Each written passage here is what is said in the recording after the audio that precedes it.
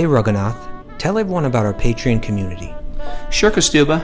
The Wisdom of the Sages Patreon community is an incredible online yoga resource. If you like the type of yoga wisdom and culture we share on the show, then our Patreon community is a great next step. This is a listener-supported podcast, and any level of sponsorship will unlock a wide range of live and archived classes, talks, and even workshops.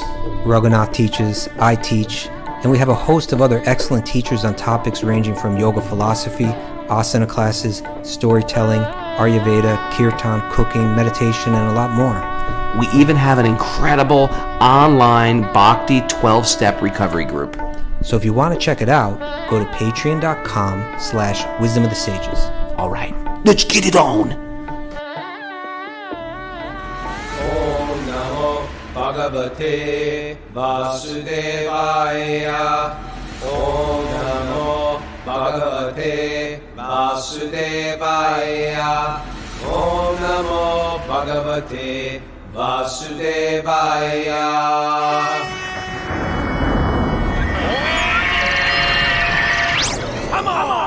Live and back at Super Soul Farm in upstate New York. Me and Bunky are here live for Wisdom of the Sages, a daily yoga podcast with your host, Raghunath, and co-host and senior educator at the Bhakti Center in New York, and also back in New York City, Kaustubha Das. Welcome to the show. We are back from our travels, and it's good to be here. It's good to be here. What a whirlwind of adventure that was, Kaustubha. It does. It seems like it was a long time. I guess it was about 3 weeks, but it felt like longer. Yeah, that was wonderful. Met so many wonderful Zoomers, met so many wonderful others, and just seeing a lot of the faces this morning. We've been hanging out with. I really got to know people better. I feel on this trip. That was what's good. When you spread it out a little bit, having a week. We did some weekend things earlier in the year, like in LA and in New York. Yeah, it wasn't enough time to really get to spend with people. We did a little picnic. That was cool for that. But this was better, like for that, to be able to spend some time with people. It's important. Otherwise, you just see their face. You just see Kylie Brown's little face, Jerome's little face. What do I know about them? You get to really hang with those people, sing with them, laugh with them, joke with them, feast with them. Dance with abandon in the streets, aloof from public opinion with them. With abandon. That time, I tell you, let me just share the backstory of Italy. We have this whole thing in Cinque Terre that Kaustubha was like, oh, man, this is too much to go to. I don't know if I can go. I said, well, I'll go. Don't sweat it. And I'll take the next day off, which we were going to Siena. And then right before we were about to go to Siena, they were like, come on, you got to go, Raghunath. Come on. They all want you to go. Just go. You're massaged your transcendental ego. They appealed to my ego. That's how you with flattery. They're like, you make everybody laugh. You're the life of the party. I was like, really? I'm the life of the party? Okay, I'll go. And I went, and I tell you, because I've been to Siena before. There's nice shops. It's it's charming. It's totally from aesthetically, it's charming. Like these ancient buildings, like built at the time of Lord Chaitanya, but they're like ancient. Each is like a museum piece. Yeah. Each building, and then they just gut them and turn them into a Gucci or some type of like modern shop. But anyway, we walked in there, and we just sat down and sang, and it was the most organic, beautiful, unofficial. Kaustubha and me have lived in temples for years, so when you go out into the streets and chant, it's a little official. It's wonderful. It's like the Yuga Dharma, okay, here we're going to have 2 lines, and we're going to dress nice, and we're going to have if you're pushing a kid in the stroller, you get in the back, it's just like, it's like this whole, it's like a whole thing, like going out chanting in the streets, in ISKCON, they call it Harinam, but it's I guess Nagar Sankirtan. There's one thing. It's like, hi, we're making a presentation to society, and here it is. That's what it is. It's a presentation. Yeah. To society. What we had, I felt like, was like nothing wrong with that, by the way. Nothing wrong. Not saying it's wonderful, actually. Yeah. But what I felt like, it was just so organic. Like, we didn't plan it. We're just like, let's bring the harmonium and cartels in case we want to chant. And we just sat down in the piazza, and we just started singing. And I was like, and the 3 guys over there with those 3 Ferraris, like sort of showing off the Ferraris. I was like, me, I like cars. But at the same time, we were singing. I was like, this is so silly. We're just obsessed. People obsessed with these cars. Let's just sing. And it was so organic and natural and unofficial. I felt like it opened the heavens. Can I say that? It opened up the heavens, yes. Okay. And then we left the city, and then we left walking and singing, and it's all on Instagram. If you want to see it, follow me or Kaustubha or Wisdom of the Sages. But yeah, it was a very, very emotional time. And when you thought we couldn't have enough after that, we got in that bus and drove right to the hot springs right as it was turning dark. You know, just before the show right now, my wife is wearing this dress, and she wore the dress after coming out of the hot springs, right? So like you're in that sulfur water. Yeah. And then she dipped into the other water and kind of washed off, like there's a little stream there. Then she just got into that dress afterward, and that dress has been washed since. You still smell the sulfur in that dress, she said. Even today she put it on. Yeah, it's a good smell. It's a good smell. Some people don't like it. Hey, I want to see everybody October 1st, 2nd, and 3rd. Yeah. Let's have a party. We're all going to do this yoga camp. and kirtan festival, Chant Camp, California, Yeah. Northern California. It's a retreat center by our good friend, the person who's publishing my book and published Radhanath Swami's Journey Home, Ram Dass's Mandala Media. But they have this beautiful retreat center, Mandala Springs. If you like camping and you're on a budget, camp. If you like camping and you're not on a budget, camp. But they also have gorgeous little cottages too that you can rent out and go. It's a weekend of yoga, of kirtan. Karnamrita, one of my favorite kirtan singers, is going to be there. And then Saturday evening, we're doing a shelter gig, and I'm super excited. Madhu's going to be there doing kirtan. I'll be doing kirtan. Paramananda's teaching yoga classes. Madhuri from Yoga 108 is teaching yoga. Check that out. Go to mandala.org. That's it, right? Mandala.org and register. And Kaustubha is going to be there, and we're going to have a Wisdom of the Sages there. And I'm super excited. I expect Hari Das from Washington, D.C. to be there too. Okay. He's like, I look at that face of him. He's like, I don't want to. Yes, you're coming. You're the original shelter groupie.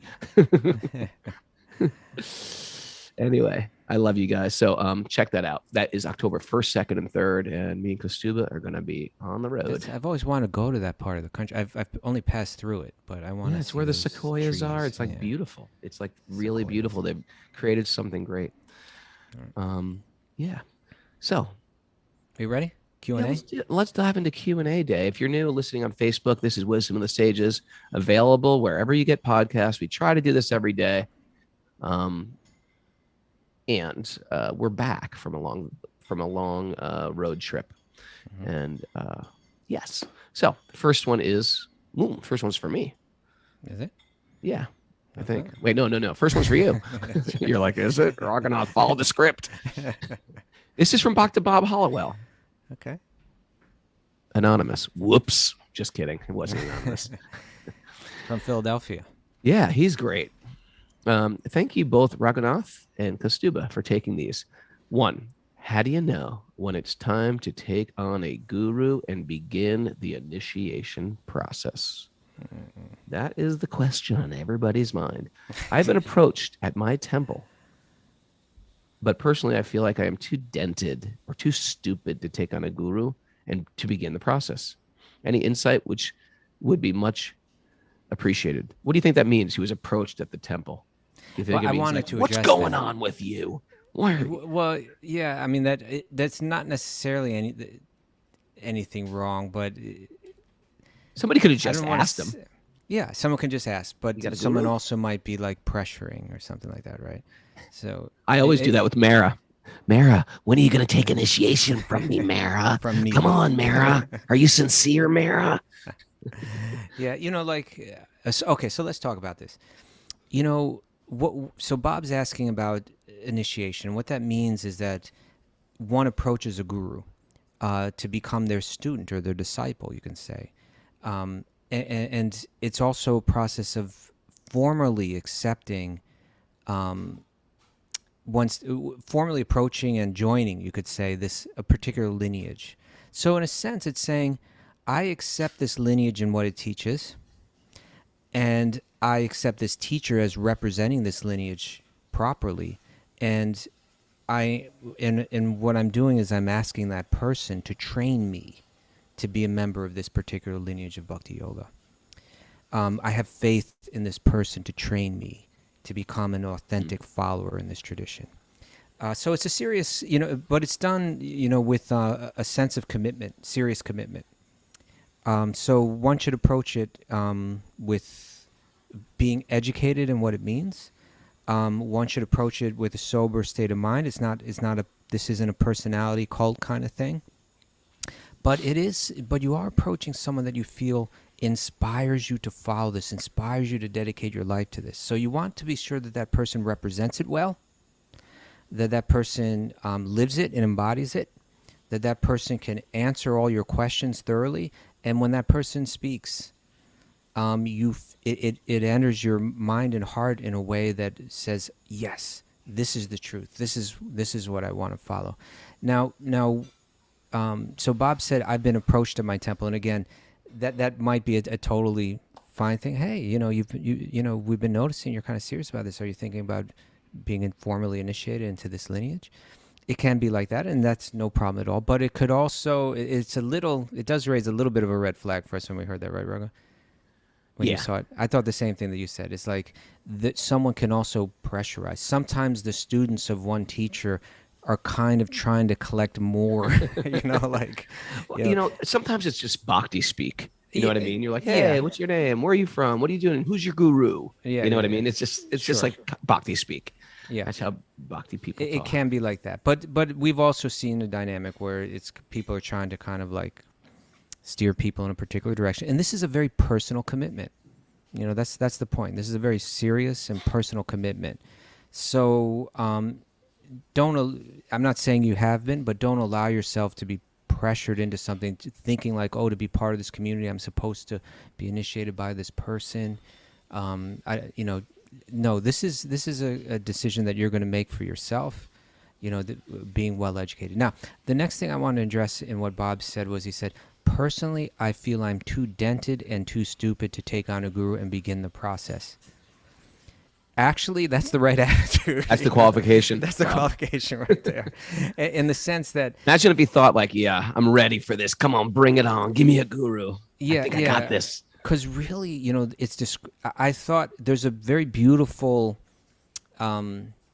description in the Sri Chaitanya Charitamrita, a very important text on Bhakti Yoga, particularly for people in this Gaudiya Vaishnava lineage, in this lineage which stems from Sri Chaitanya, where it describes how Sanatana Goswami, a very important teacher in this lineage, how he approached Sri Chaitanya to become his disciple, And so I thought I'd read a little bit from that. It begins like this. Sanatana Goswami says to Sri Chaitanya. Now, first of all, you have to understand who Sanatana Goswami is too, right?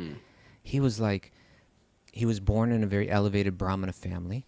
Due to the political situation, he was kind of squeezed into the service of the Muslim government, because he was so qualified, so brilliant, so talented, so expert. But when he presents himself before Sri Chaitanya, he doesn't come like, I'm an expert and I'm a brilliant guy, and I see you are too, so maybe this will work. It was a very different mood that he approached with. So this is what Sanatana Goswami said. He approaches Sri Chaitanya. He says, I was born in a very low family. Like, I come from a background that doesn't have good habits and doesn't practice spirituality very deeply, So he says, I was born in a low family, and my associates are all low-class men. I myself am fallen and am the lowest of men. Indeed, I have passed my whole life fallen in the well of sinful materialism. I do not know what is beneficial for me and what is detrimental. Nonetheless, in ordinary dealings, people consider me a learned scholar, and I am also thinking of myself as such. Just see how ridiculous, what a joke this is, right? Out of your causeless mercy, you have delivered me from the materialistic path. Now, by the same causeless mercy, please tell me what my duty is. So when you begin to feel like that, Bob, when you feel like this person, they're speaking, the way they were able to deliver this message of bhakti, it took me off the materialistic path. It straightened my head out. It helped me understand what this is. It spoke to me clearly. I felt transcendental knowledge, like I was able to comprehend it in ways that I wasn't able to do before because of the way that this person represented it, because of the way this person exemplified it. Then you may be identifying who you want to take initiation from. He goes on to say, who am I? Why do the threefold miseries always give me trouble? Why do I suffer miseries in life? If I do not know this, how can I be benefited? Actually, I do not even know how to inquire about the goal of life and the process for obtaining it. Please be merciful upon me and explain all these truths. So this is, the way one approaches a guru. So if you say, I feel like I'm too dented, well, actually, that's the way you approach. Yeah, that is the traditional way to approach teachers. That's right. And so let's look at, he was convinced of the futility of materialism. If you're feeling that way, you may be ready to start to approach. If you really feel that way, you may be ready to begin to approach a guru. He was educated in the meaning and the purpose of the guru-disciple relationship. He understood how it works. And that's there in Prabhupada's books. You can educate yourself on that. Be well educated in it. And he found someone in whom he had solid faith could help them practice bhakti. So this is the way bhakti is practiced. There's a very famous verse, Tasmad gurum prapadyeta jignasu shreya uttamam shabde pare chanishnatam brahman yapa samashrayam. What? Ashrayam. You take ashrayam, you take shelter. But its translation is, therefore, any person who seriously desires real happiness must seek a bona fide spiritual master and take shelter of them by initiation. The qualification of the bona fide guru is that they have realized the conclusions of the scripture by deliberation, and they're able to convince others of these conclusions. Such great personalities who have taken shelter of the Supreme Godhead, leaving aside all material considerations, should be understood to be bona fide spiritual masters. So let's just sum it up, right? Your attitude is good. You don't approach thinking I know everything. You approach thinking I don't know everything. You don't approach thinking I've got it all together. You approach saying I'm dented. I don't get it. That's good. When you feel that you've connected with someone who's speaking the truth of this lineage in a way that is life-changing for you, that's drawing you off the path of materialism, then you might be on the right track to finding that person. And no need to rush, but if you're feeling like I need this for my next step, if you're feeling you've come to that place, which it sounds like you may have, then you can pray. You can pray to find that person. You can keep your eyes open. You can see how God works through your life, and then make your move. I hope that's helpful, Bob. Mm. All right. No, can I add anything? Yeah, I was going to just say. I want to add something. Yeah. We're part of an institution, and there's institutional rhetoric and dogma. But Krishna sends people, whether they're official or unofficial. Like, to me, Krishna sent a person, a nice devotee who wasn't an official guru, never accepted me as an official, but accepted me as like his student. And to me, if it wasn't for this person, I wouldn't be a devotee. They like really spoon-fed me bhakti. And you're welcome, Raghunath. You're one of them, kid. No, you're one of them. I was just kidding. It was definitely not me. No, he is. Kaustubha is a guru to me, of course. But when I was really struggling, because I have a crazy mind. I don't know if you picked up on that yet, Kaustubha. No, not crazy. It's just... but I asked for initiation from this person a long time ago when I was young. I think I know who you're talking about. Yeah. Okay. We'll keep it private. But the person said, you know what? I live outside the temple. I'm not like within the confines of the institution. But he said, you can't institute guruship. Yeah. It is something from Krishna. And I thought that was so beautiful. And I remember it today. You can't institute guruship. Like every organization will be, all right, this person's the guru and this person, but you can't institute that. It's a magical connection between a teacher and a student. It doesn't have to be officiated. It's there and it's real. And Krishna sends people to speak your language. Yeah.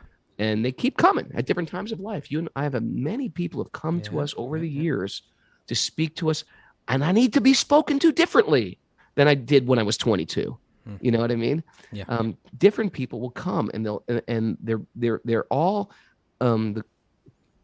there in a group, in a gang, in a posse. The guru what's it called? The Guru Varga. Varga. Guru Varga, drawing us back to Krishna. It's quite beautiful. I thought I'd just share that. Thank you for sharing that, Raghunath. Yeah, it's true. And you're in there too, Kaustubha. Well, you're in that guru posse for me. And guru means, really what guru means is whoever or whatever is transmitting true spiritual knowledge.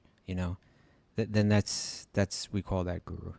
Yeah. And so we look for but the thing is, what you want to be careful of is you're not doing it because everybody else has done it. That you're not doing it because you want a different name. That you're not doing it, because it seems cool. Just give yourself a name.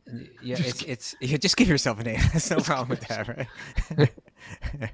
but it shouldn't be done for any. This what we read from Sanatana Goswami. This is why it's done. I've gone through how many lifetimes where I'm suffering miseries in life, and I need someone who's got deep spiritual knowledge to help me understand that knowledge and to help me understand how to apply it in my life and to help me understand how to more deeply access these spiritual practices like chanting the holy names. And so when you feel that should be the only reason, that's the purpose. And make sure you filter out any other kind of motives in this, because it's too serious a commitment and it's too sacred a relationship to take it cheaply.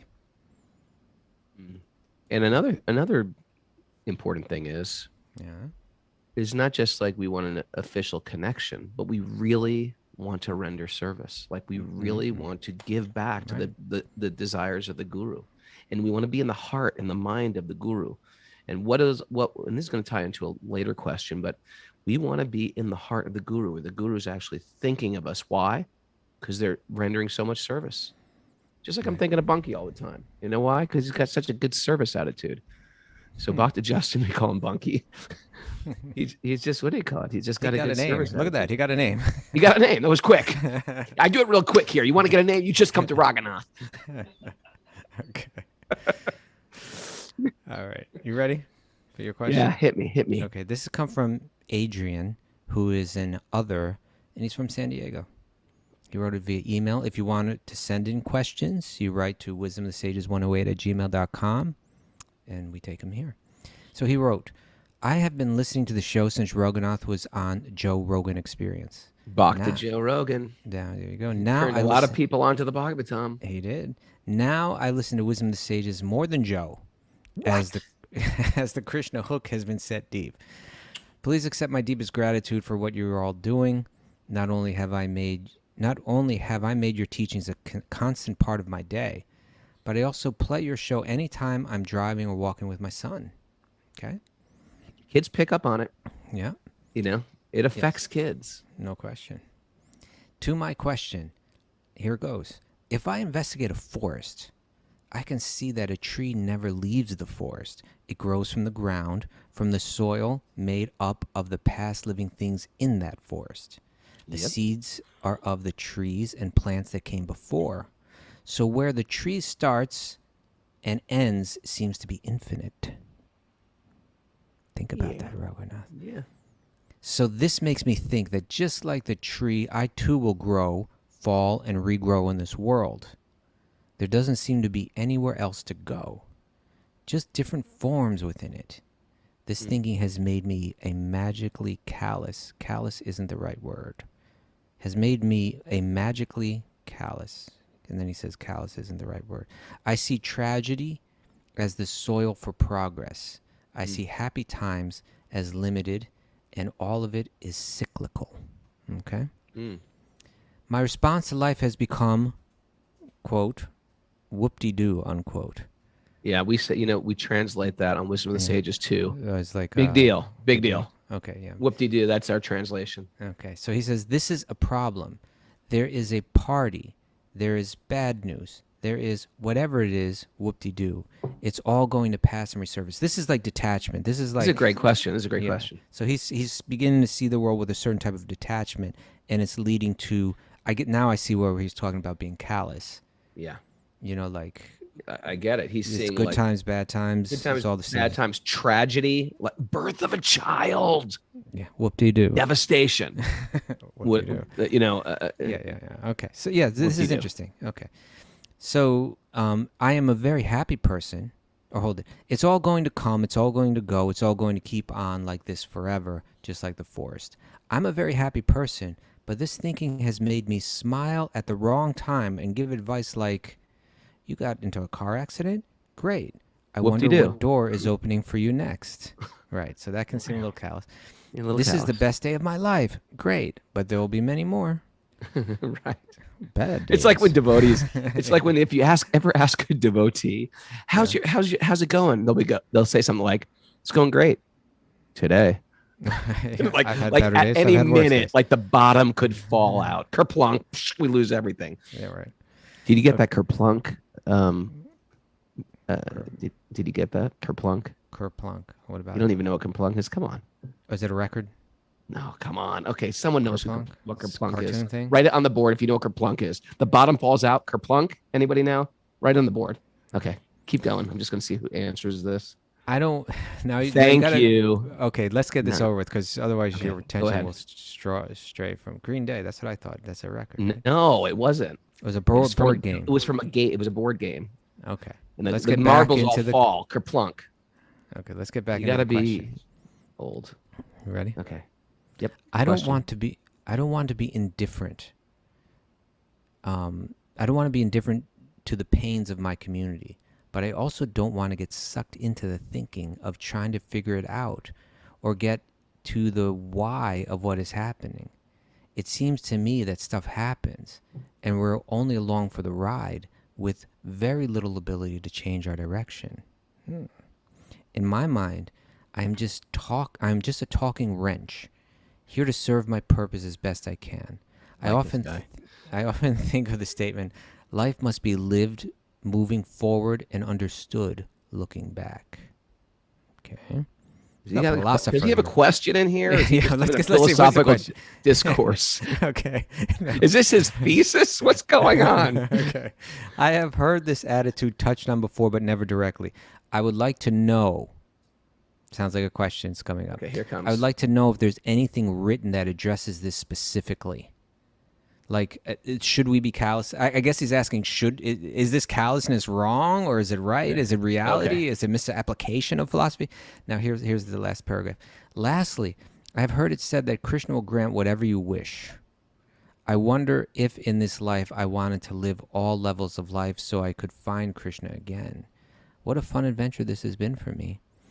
The voice started with a whisper, and now, thanks to wisdom of the sages, I can give it a name. Krishna.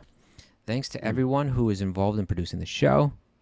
I appreciate the opportunity to learn such wisdom daily, especially when I have my son in the truck with me. All right. Oh, driving the sons in the truck. Love that. Trucking. That is a great question. Right. Yeah. That what Adrian's describing is the big zoom out.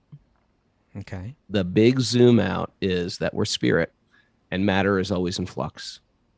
Mm-hmm. And sometimes if you were to graph it, there's like this death where that maybe if that was the graph, it goes all the way down. And then there is like incredible ecstasy and that's heightened.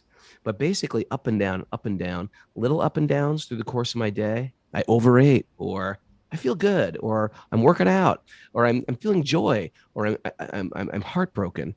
And so there's just little ups and downs. And when we look at life in a philosophical way, we will see it's not just our life, but you can zoom out. It's our lifetime.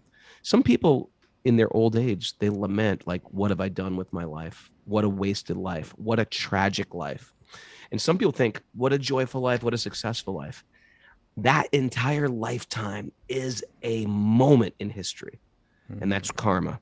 Karma is just, it's like a huge, very, very long graph because it's not just this lifetime. This is just one tiny wave of the graph. But karma is just up and down and up and down and up and down. And the yogi is seeing themselves outside of the good and bad for themselves and also of others. That's why that question is, how's your day today, Mara? She's going to be like, today is good. Because we train the mind. We train because she's at the beach today with Rachel. So we're training ourselves to see like, yeah, at any minute, the bottom could fall out. You build this beautiful home. there's a sinkhole in the front yard and things just collapse. We train ourselves not to rely on material life for my pleasure. Pleasure comes from something more subtle. And we have to learn how to find pleasure in life, in gain and loss. And that's samadhi. That's the sameness of the yoga system. That's where this whole thing is going. It's a sameness in the yoga system. That's why we practice asana, pranayama, reading sacred literature, meditation, to find a middle ground between gain and loss.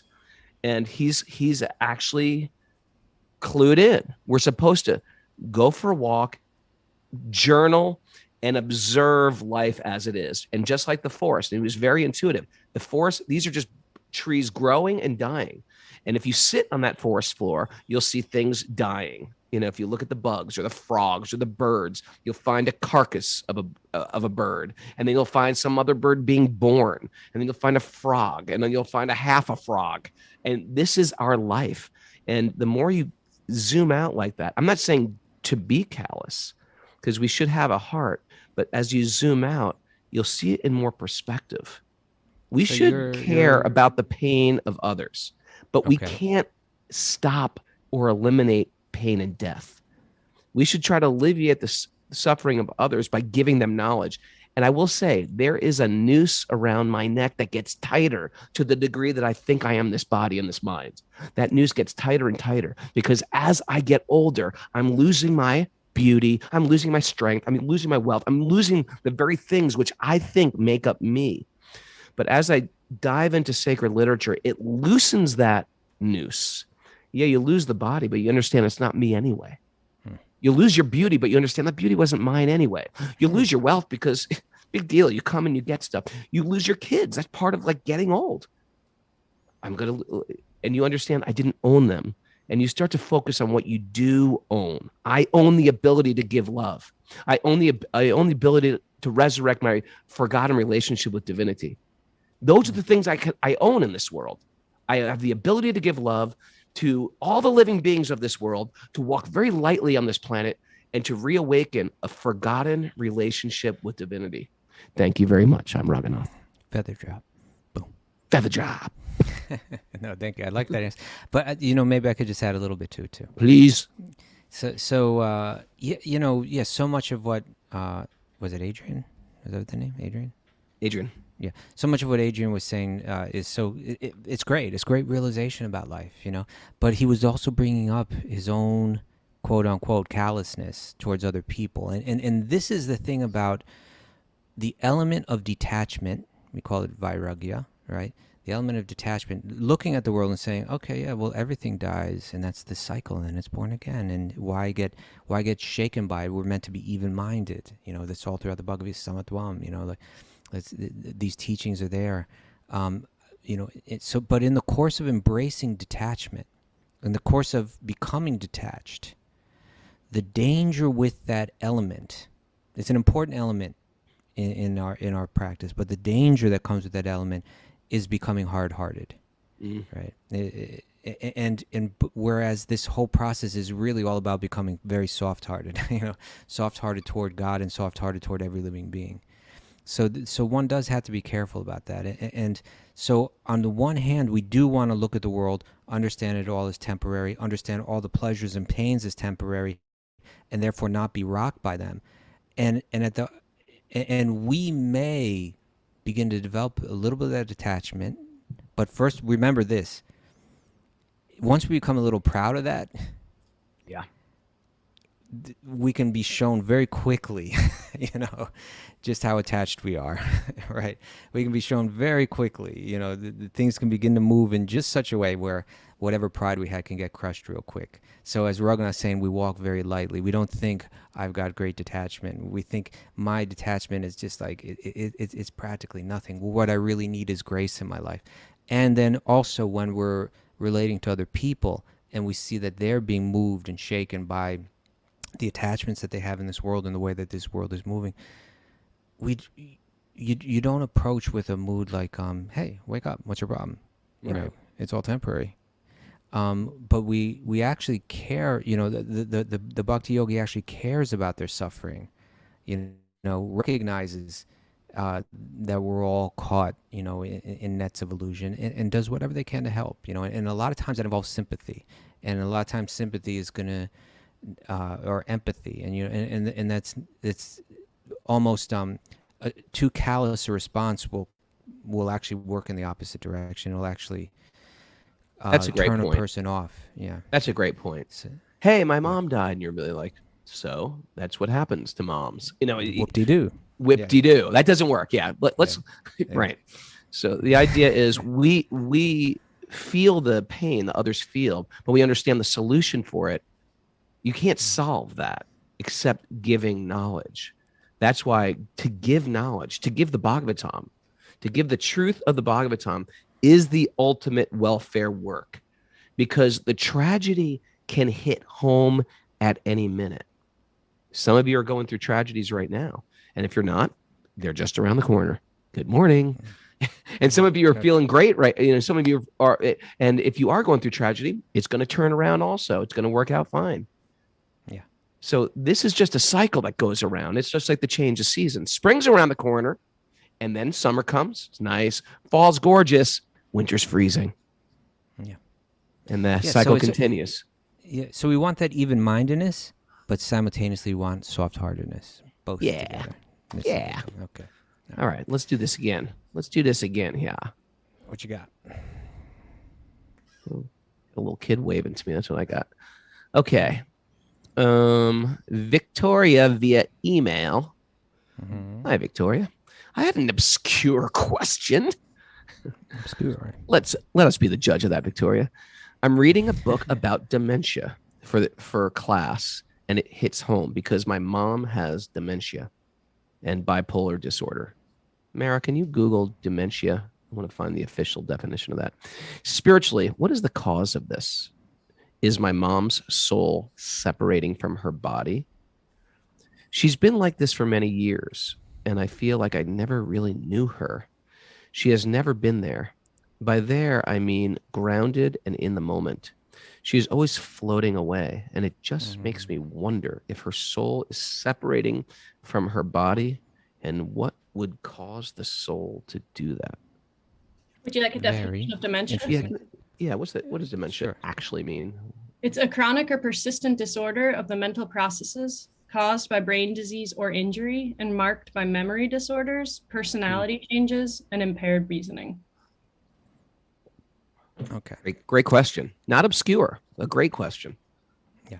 So important question, and the answer, goes right to the fundamentals of our philosophy, of the difference between the body, the mind, and the self, right? So I appreciate the question, and let's see. She says, spiritually, what's the cause of this? Is my mom's soul separating from her body? It's not that the soul is separating from the body. This is where I want to start with this question: that the soul is eternal, that the soul is unchangeable. So underneath layers, your mother is there, perfectly well situated, but she's communicating to you through equipment.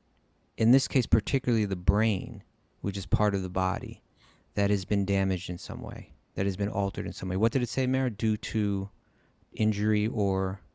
Yeah, due to brain disease or injury. Yeah. So sometimes it'll happen, your head gets hit hard, or some of that, and sometimes it'll happen due to some kind of brain disease. So what is the brain, and how does it relate to the self? It's interesting, but when we have a body, that's like our vehicle, and that vehicle comes with a brain, which is connected to something called the mind, which is far more subtle. And then there's the self. So it's kind of like if, let's say, Mara and I were communicating with each other through a computer, but there was something, let's say in the simplest of terms, there was something wrong with my keyboard. So every time I hit certain keys, other information, it wasn't, the right character wasn't coming up. Some other character was coming up. So Mara would look at my message and say, what the hell is wrong with Kaustubha? It's like, is this guy insane? He's saying very weird things. And F L L L L L. Just like when you hit something, it's just Sometimes I fall asleep writing someone an email. I just like have a finger on a key, and it's just like. It's a very boring person I'm writing. Well, so then Mara would be trying to figure out, what is he trying to say to me? Or has he just lost his mind? Is he just like out there? And then, and if I was trying to communicate but whatever I was sending was getting garbled when it went to her, it would be very frustrating for me. And at a certain point, like I've heard psychologists speak about this kind of thing, dealing with people with dementia. Some people are so sensitive that they can really take the time and investigate and understand what's going on. Like, what is this person trying to say? Why is this person frustrated? Why is this person upset? Why is this person responding the way they do? Like, I've read one example of where it was in some kind of institution, and this person was like throwing their orange juice around. And the people that worked in this institution are just like, this person's just insane. They've got dementia. That's the cause of this. And what it was that this one researcher was going in there, and they were trying to get to the very bottom of like why this person was responding the way they were, and they were able to somehow work through that person's language, because the person couldn't communicate clearly with language, but they managed to piece it together why the person was frustrated and what made them throw their juice.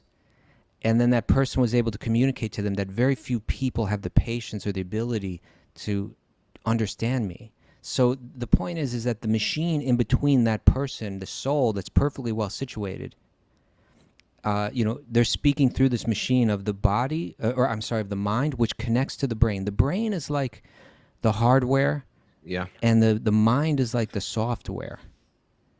And because that brain has been damaged in some way, their understanding as well as their ability to communicate has been either somewhat or severely compromised. You're driving a car, it's got 4 flats and missing a windshield. Yeah, there's nothing wrong with the driver. The steering wheel's now falling off. Yeah. You know what I mean? Yeah, there's still a driver in there, just like The driver's fine, but they're driving a car that's all messed up. And so your mother is there, and she's real, and she's not drifting off from her body, but she seems spacey because she, I read another example of a person that had dementia, and in this institution they found that like at a certain they thought of this person as like an aimless wanderer. But what it was at a certain time of the day, people would speak with them, and they were never understood, and the whole thing was so frustrating. So rather than go through the embarrassment of that, they would just wander at that point. They would just like kind of like take a walk at that point. No one could put together why until someone had the real patience and the ability to try to understand what was going on. So your mother, and think of this consciousness, it is something that comes from the soul. It's a symptom of the soul, but it manifests through the mind and through the brain. And the brain is merely transmitting consciousness. It's not producing the consciousness. It's just like light goes through a prism, and then if there's some kind of, fault in that prism, then the light comes out distorted on the other side. Yeah. And so you got a real mother that's a real soul. That soul, they may not be able to help the brain at this stage of this person's life. But when your mother leaves that body and leaves that brain behind, then your mother's going to take on another form with her, again, unchangeable soul, and hopefully in that form be able to communicate with people, which is what her trouble is right now.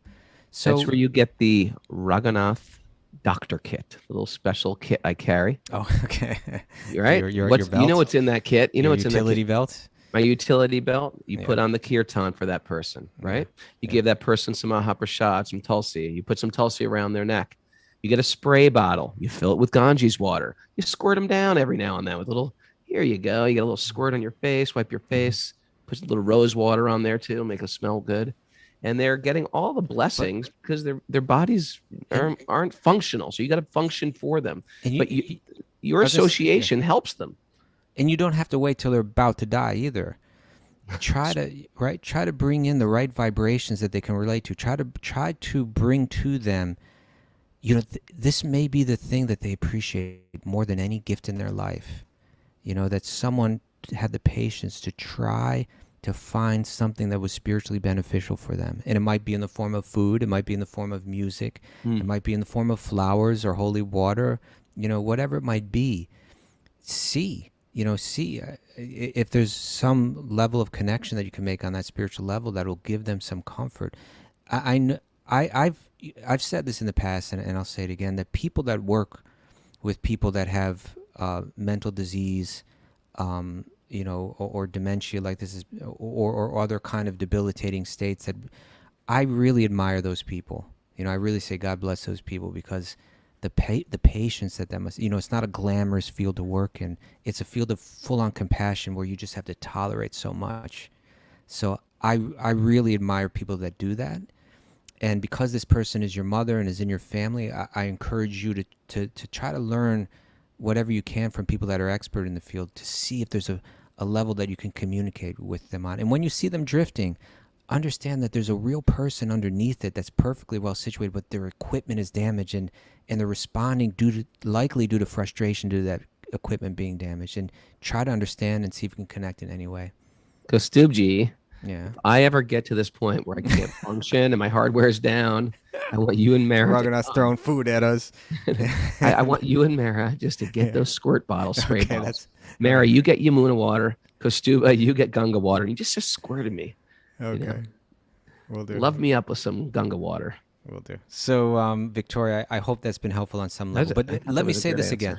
Yeah, that the soul is the user of the computer. Then you have the computer itself, which is like the software is the mind and the hardware is the brain. And that's what the communication is coming through. The brain's been damaged, but remember that there's a user underneath that's undamaged. Your mother's not damaged. Just the equipment that she's trying to communicate with you through is damaged. Yeah. And it may come out in all kind of very difficult ways. I want to be sympathetic to that, but remember, underneath there's the pure soul, just like in every living being, just like in every animal, just like in every plant, and see if you can connect. All righty. All right. All right. Good answer. All right. Question for you, Raghunath. This is Good answer. This is coming from Email Asing. I hope I pronounced that right. Email. Emil Assing. Emil Assing. Written via email to wisdomofthesages108@gmail.com. And Emil writes, lately, when I'm feeling agitated and lonely, I have found myself repeating this mantra in my head. You ready? Yeah. I want to be loved so bad. I have come to these two conclusions. One, that I am loved very, very much and don't recognize or appreciate it enough. Good realization.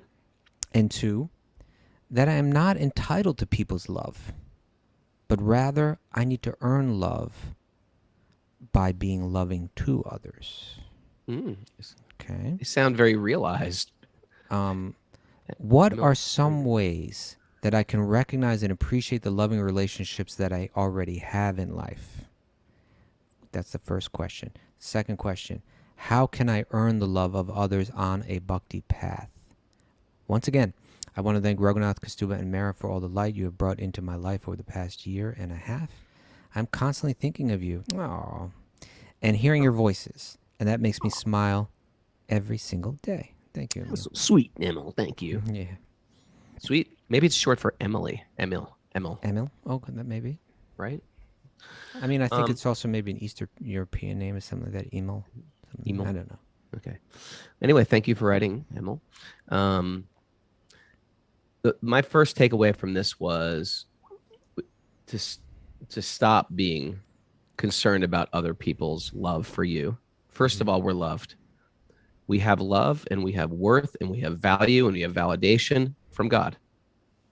From birth, your worth is your birth, we say. Your birth is your worth. So we're already loved. We're already cared for. We're already maintained. We're taken care of. And as we act in this world with dharma, with integrity, in the way we treat people, relate to people, treat ourselves, treat our body, then we feel this self-worth, or we feel this type of self-esteem. It comes from esteemable activity. It comes from doing worthy activities.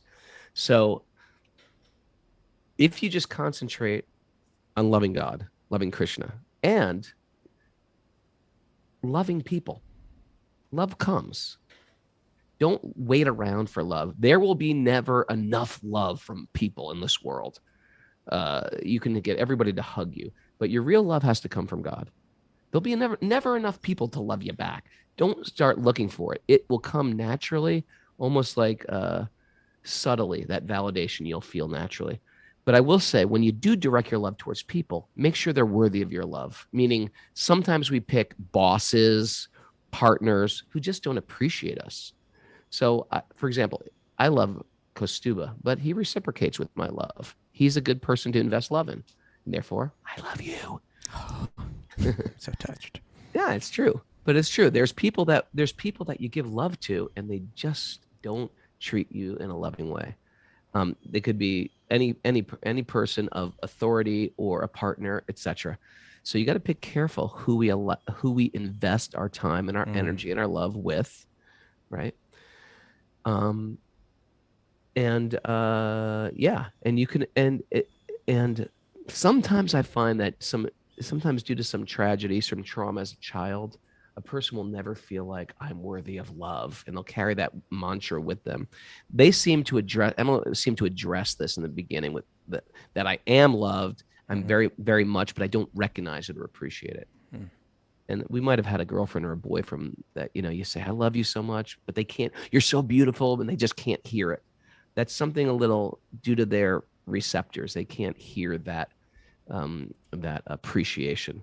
So we are loved most generally, but don't concentrate on it. Just act loving, and then love comes. Don't worry about love me. What do you think about that answer? And look at, so let's see. There are two questions. The first one. Did I miss one? Well, that I'm. What are some ways that I can recognize and appreciate the loving relationships that I already have in life? And I think you kind of addressed. I think that one first. Go take that one right back to God. Okay. However you envision God, and write down your gratitudes on a piece of paper, on your notes in your phone. If you forget, I'm grateful because of this. I'm grateful because of this. I'm grateful because of this. These are all magical ways that we're maintained. I'm grateful for the sun in my life. I'm grateful for I'm just looking around my yard right now. I'm grateful for the fruit trees. I'm grateful for the creek. I'm grateful for the people. I'm grateful for, my family. A running list of gratitude. You know realize. what? Go ahead. I'm sorry. You go ahead. Finish up. That's it. A running list of gratitude makes us realize that we're being taken care of, maintained, and loved. I was just noticing from the two questions. First one was, what are some ways that I can recognize and appreciate the loving relationships that I already have in life? And the second one was, how can I earn the love of others on the Bhakti path? But having just come from Assisi, made me think of that St. Francis prayer, where each time it was flipping it, where it's like, let me seek not to be understood, let me seek to understand, right? Each one was kind of flipping it like that. So I think for Emil here, that maybe the healthiest thing here is to flip these questions. Not how can I earn love on the Bhakti path, but how can I give love on the Bhakti path? What are some of the ways that I can recognize and appreciate the loving relationships that I already have in life? That's one kind of goes both ways. But I think that might be the point, is that try to... where there's hatred, let me sow love. Where there's injury, pardon. Where there's doubt, faith. Despair, hope. Darkness, light. Where there is sadness, joy. O divine master, grant that I may not so much seek to be consoled Here we go. as to console. Yeah. To be understood as to understand. To be loved. You see? To love. There you go. Boom. Right there. By giving that we receive. I'm going to keep going with this. And in pardoning that we are pardoned. Yeah. I want everybody to apologize to me. No, we have to first pardon, and then we'll be pardoned. Okay. And so I think that's just so helpful from St. Francis there. But granted, it's a lonely world out there. It's hard, and I get. That what she said there was a little heart-wrenching when she said, that mantra, I want to be loved so bad. Yeah, that's the nature of the soul, right? It's the soul's longing for sweet Krishna. And we live in such an impersonal world. It's become a bizarre world where we're commonly removed from family. We commonly have broken families.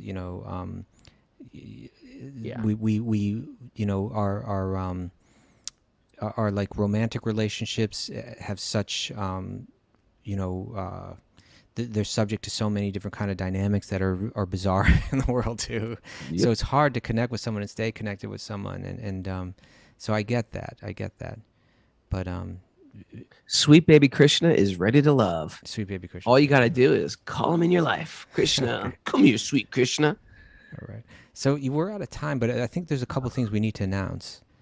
One is that I will be interviewing Vaisheshika Prabhu on the show tomorrow morning, 8 a.m., Sleep In Sunday.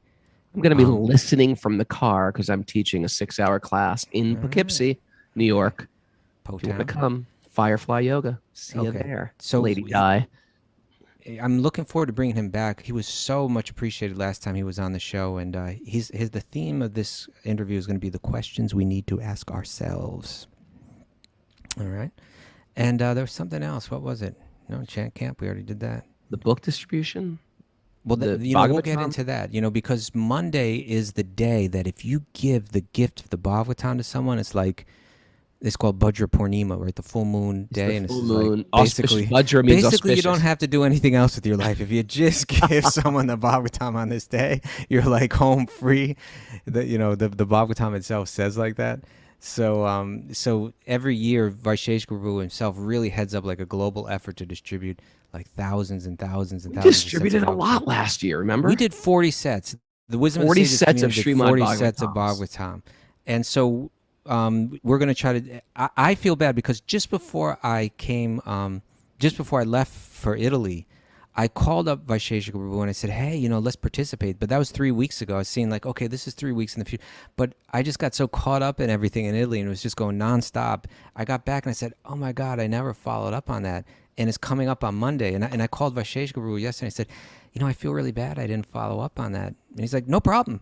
He's like, he's like, no, he's like the most positive person I ever met. Like most people are like, yeah, you're really spaced out there.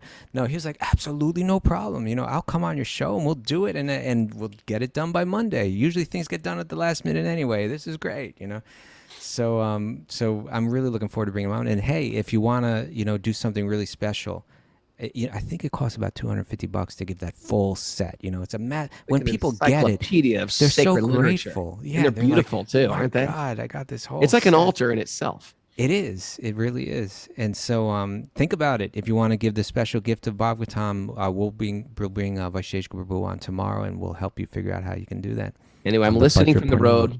Kaustubha is going to interview him tomorrow. Thank you, everybody, for joining us. All right. Get that music, Kaustubha. A little bit of music.